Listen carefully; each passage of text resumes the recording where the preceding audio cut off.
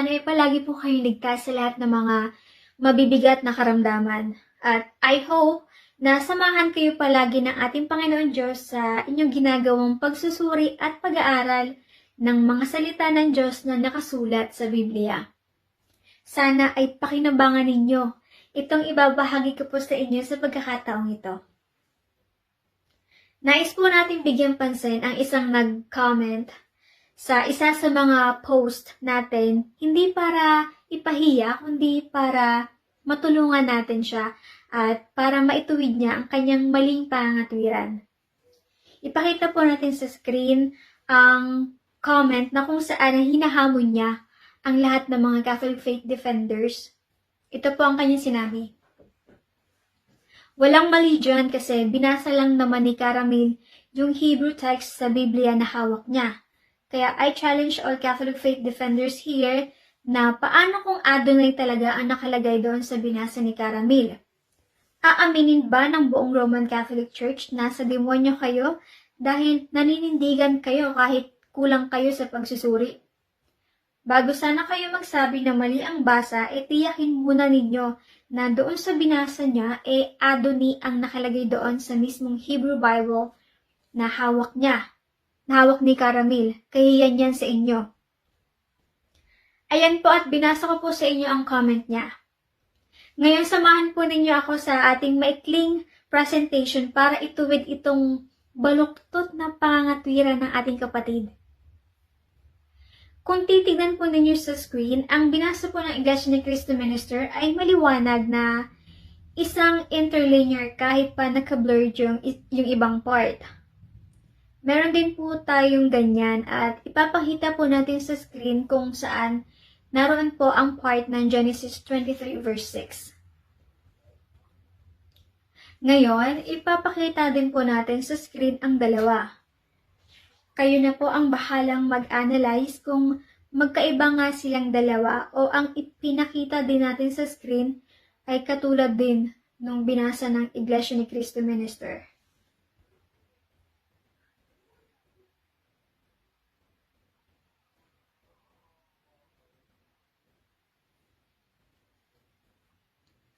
Ang interlinear po na sinasabi ko ay ipapakita po natin ang kanyang cover sa screen at kung ano ang nasa preface nito. Ang nakasulat po sa preface ng interlinear na ito ay the Hebrew text in the Old Testament is the Masoretic text. So, ibig sabihin, ang interlinear na ipinakita natin ay nakabatay sa Masoretic text. Ngayon, paano po natin natitiyak na sa Genesis 23 verse 6, Adonai ang nakalagay at hindi Adonai, kagaya ng sinasabi nitong naghahamon sa lahat ng Catholic faith defenders na nagkomento sa page ng Pathag. Una, ang interlinear na ipinakita natin ay nakabatay sa Masoretic text.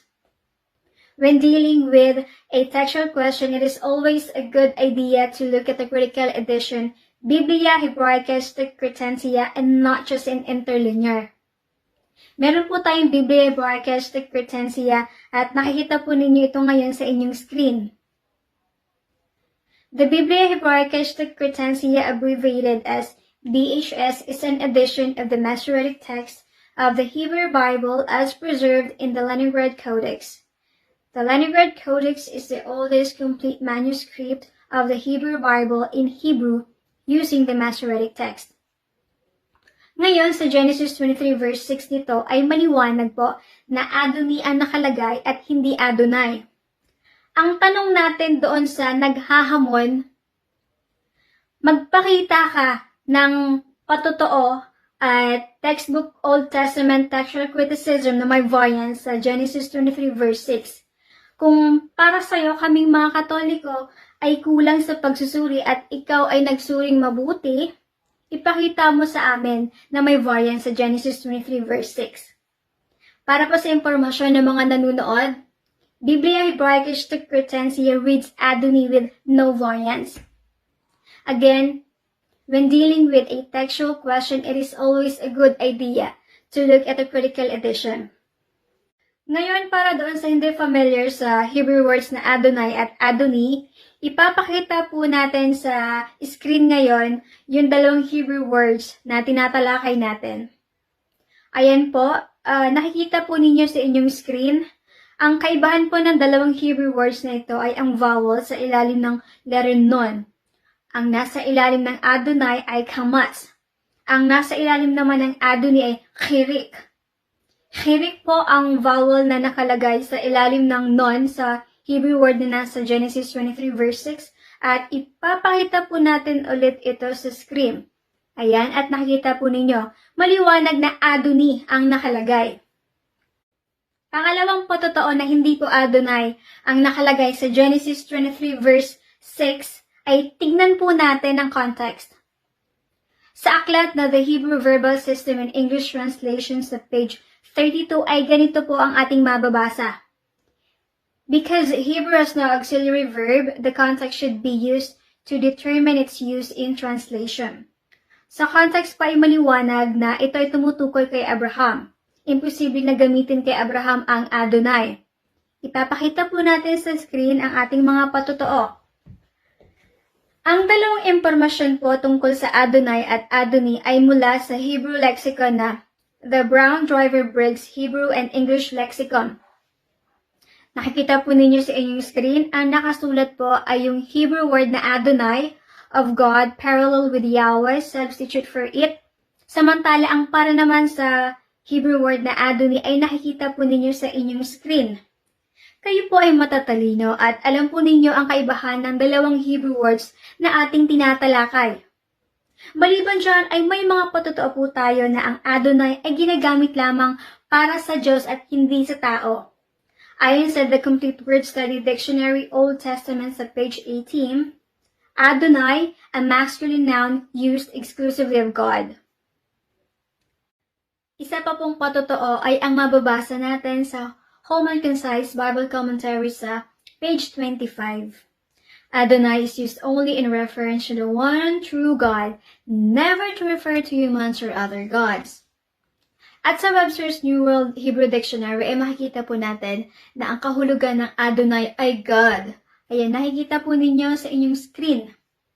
Kaya imposible yung sinasabi nito naghahamon sa atin ng challenge na merong Adonai sa ibang Hebrew text sa Genesis 23 verse 6 dahil sisirain niya yung context ng nasabing talata.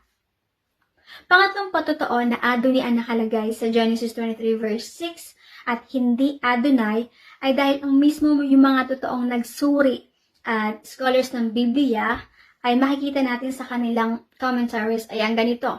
Papakita po namin sa inyo sa screen na ang Genesis 23 verse 6 ay Adoni ang ginamit at hindi po Adonai.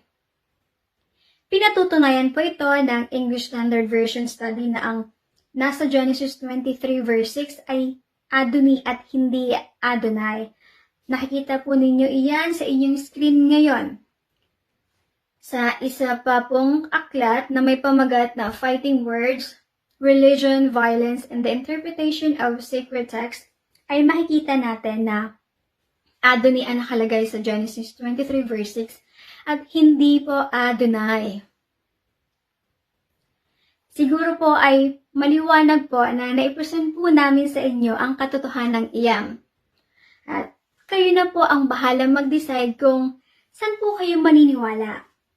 Sa lahat po ng mga patuloy na sumusuporta at sumusubaybay sa aming munting page, sana po ay patuloy po kayong samahan ng ating Panginoon Diyos. Maraming salamat po. To make His message known is our responsibility.